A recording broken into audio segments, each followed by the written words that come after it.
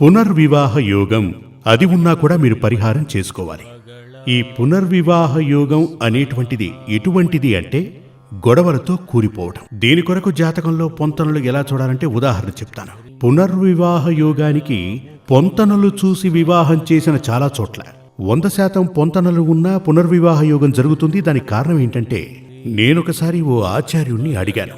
ఈ ఆచార్యుణ్ణి కొంతమంది భక్తులు తీసుకొచ్చారు. ఆయన కూడా జ్యోతిష్యం అవి తెలిసిన వ్యక్తే.